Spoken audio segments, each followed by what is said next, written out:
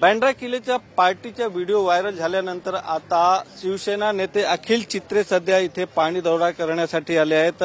आमच्याबरोबर अखिल चित्रे आहेत। अखिलजी, एक तुम्ही व्हिडिओ ट्विट करून असा आरोप केला आहे की दारू पार्टी इथे झाला होता, काय प्रकरण आहे? काय आरोप नाही केलेत तर त्याचे पुरावे दिलेत। काल रात्री इथल्या स्थानिक रहिवाशांनी तिथे जेव्हा पाणीला ते जेव्हा तिथे गेले, कारण रात्री लाऊड म्युझिक चालू होतं, तिथे गेल्यानंतर त्यांच्या निदर्शनास आलं की तिकडे दारू विक्री हे सर्रास होत आहे। आणि जेव्हा त्यांना विचारणा करण्यात आली, मुंबई पोलिसांना हेल्पलाईनवर कॉल करून जेव्हा इथे बोलवण्यात आलं, त्या व्हिडिओत आपण पाहू शकता की ते पोलिसांशी देखील हे आयोजक कसे उद्धटपणे वागत होते।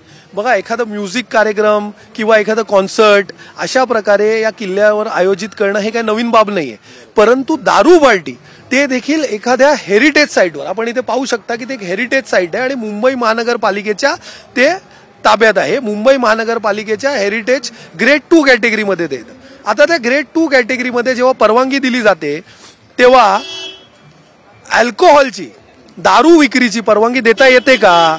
राज्य शुल्क उत्पादन विभाग जे आहे, एक्साइज डिपार्टमेंट आहे, एक्साइज डिपार्टमेंटने कशा प्रकारे ही परवानगी दिली? आणि त्याहून कहर म्हणजे जर आपण पाहिलं त्यांचे सगळीकडे जे काही पब्लिसिटीचे बॅनर लागलेले आहेत त्याच्यावर देखील आपण जर पाहिलं तर तिथे काय लिहिलेलं आहे? Presented bye Maharashtra tourism. Presented bye Maharashtra tourism. आणि त्यांचे जे काही सो कॉल्ड स्पॉन्सर्स आहेत ते कोण आहेत? ऍस्पेक्ट कोणाची कंपनी आहे हे काही मी वेगळ्यांनी सांगायची गरज नाहीये। आणि इथले जे काय आदरणीय या विधानसभेचे आमदार आहेत महोदय आशिष शेलार साहेब उर्फ कुरेशी, आता त्यांनीच हे पाहावं, कारण हे त्यांनीच हे काय वांद्रे किल्ला हे जे काय सुशोभीकरण आहे हे ऍडव्होकेट आशिष शेलार उर्फ कुरेशी यांनीच केलेलं आहे।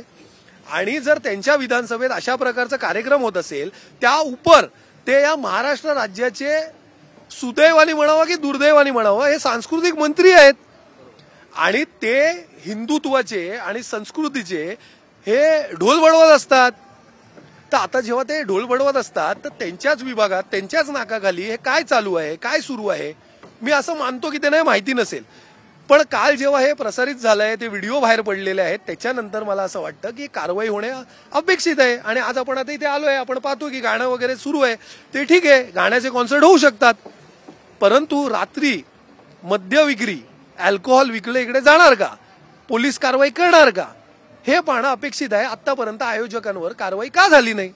पण अमित साटम यांनी सांगितलं की कारवाई झाली आहे, पोलिसांनी कारवाई केली आहे आणि हा महानगरपालिकांच्या निवडणूक येत आहेत त्याच्यासाठी ते डोळ्यासमोर ठेवून तुम्ही आरोप करताय। बरं, महानगरपालिकेच्या निवडणुका समोर येत आहे म्हणून आम्ही आरोप करत आहोत। तर महानगरपालिकेचं निवडणूक समोर येत आहे म्हणून अशा प्रकारचे कार्यक्रम हे भारतीय जनता पार्टी पुरस्कृत, सरकार पुरस्कृत हे आयोजित करण्यात येत आहेत का? की अशा प्रकारचे वोटर देखील, पहिलं तर ते 15,000 काय ते 10,000 रुपये अकाउंटमध्ये टाकणं, नंतर लाडकी बहीण, आता काय दारू, आता दारू देऊन वोट घ्यायचं, त्याच्यासाठी हे करत आहेत का? असं विचारलं तर अमित साटमकडे उत्तर आहे का? पार्टीचे ऑर्गनायझर कोण केलं होतं, कोण होतं, परवानगी होती का त्यांच्याकडे? तुम्ही काही पेपर वगैरे काढले?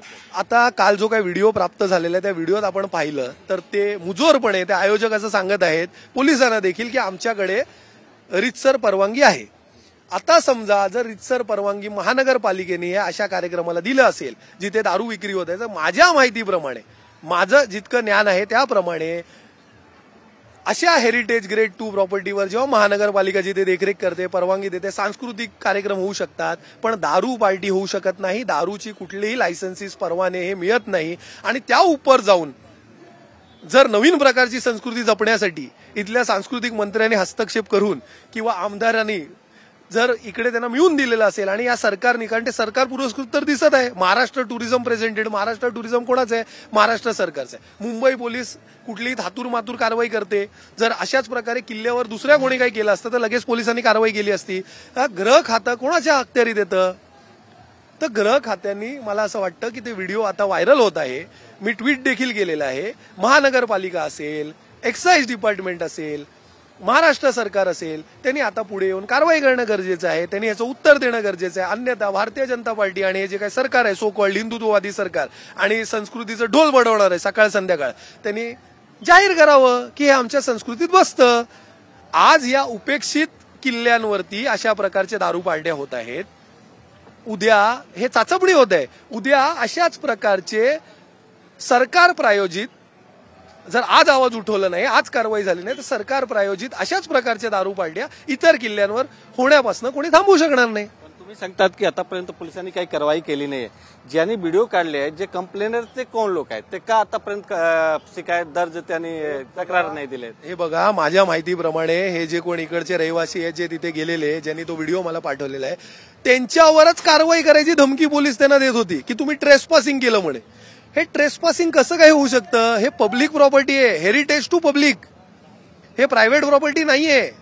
त्या उपर तुम्हाला मिळालेल्या जर समजा परवानगी असेल महानगरपालिकेची सांस्कृतिक कार्यक्रमासाठी, हे जे काय म्युझिक कॉन्सर्ट बिन्सर्ट असेल, त्याच्या व्यतिरिक्त जर तिथे दारू विक्री जातो असेल, इम्पोर्टेड लिकर, वाईन पासनं बियर पर्यंत, तर जर त्याचा खुलासा केलं तर पोलिसांनी दमदाटी करून त्यांनी कारवाई करू नये हे सांगणं अपेक्षित नाहीये. तर तात्काळ आयोजकांना अटक करणं गरजेचं आहे आणि जे काय निर्बंध आहेत, जे काय कारवाई, शासकीय कारवाई आहे किंवा पोलिसी कारवाई आहे, ते त्यांच्यावर करणं गरजेचं आहे. पण आता तुम्ही कारवाई करण्याची मागणी करणार आहात का? तुम्ही तक्रार दाखल करणार आहात का?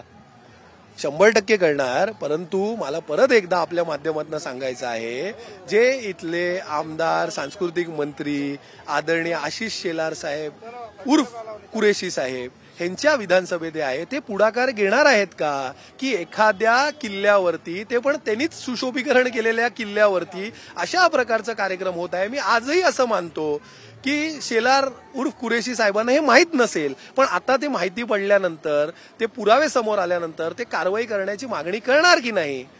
अन्यथा यापुढे त्यांनी संस्कृती, हिंदुत्व आणि सांस्कृतिक हे जे काय भाषा ते रोज सकाळी संध्याकाळ करतात, ते त्यांनी करू नये. नाही तर महाराष्ट्राच्या जनतेसमोर ते हास्यास्पद ठरेल. तुम्ही एक सांगितलं की याच्या ऑनलाईन पण तिकीट विक्री केली आहेत. जर ऑनलाईन केले त्याच्यावर पासेसवर असं पण लिहिले आहेत की इथे दारू पण आहेत, तर तरी पोलिसांनी काही कारवाई केली नव्हती का? बुक माय शो वरती सरास 899 आणि 799 अशा प्रकारे तिकीट विक्री हे बुक माय शो वरती सुरू आहे. आता बुक माय शो वरती जर अशा प्रकारे ऑनलाईन विक्री या तिकीटची सुरू आहे आणि तिकडे मद्यप्राशन अलाउड आहे असं जर ते जाहीर असेल, तर महाराष्ट्र सरकार, महाराष्ट्र टुरिझम विभाग, त्याच्यानंतर एक्साईज डिपार्टमेंट आणि त्या उपर इथले स्थानिक पोलीस हे काय झोपलेले आहेत का? त्यांनी का कारवाई केली नाही? आणि कारवाई केली असेल तर त्यांनी काय कारवाई केली हे मीडियाच्या माध्यमातून त्यांनी सांगावं की काय कारवाई केली. तुम्ही तुमच्या पक्षातर्फे अशा प्रकारची दुसरी घटना होऊ नये याच्यासाठी काय करणार आहे? आता काय आहे, आपण काहीही केलं, यंत्रणा ह्यांच्या, सरकार ह्यांचं, कारवाई घ्यायला करायची नाहीये, तरी सुद्धा आता जनतेच्या कोर्टात हे समोर आणलेलं आहे. ज्या जनतेसमोर रोज सकाळ संध्याकाळ आपल्याच माध्यमातनं ते किती संस्कृतीचे रक्षक आहे याचं डोळ बडवत असतात, त्यांचा मला असं वाटतं की हा बुरखा फाडलेला आहे.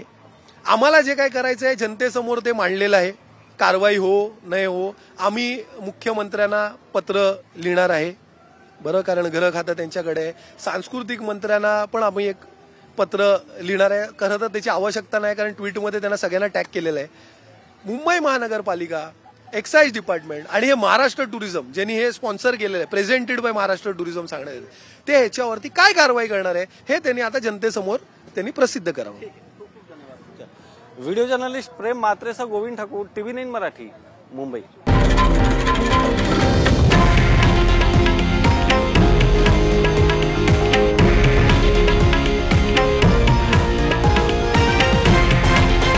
हे आहे देशातील नंबर 1 न्यूज नेटवर्क आणि आपण पाहत आहात TV9 मराठी, एकमेव.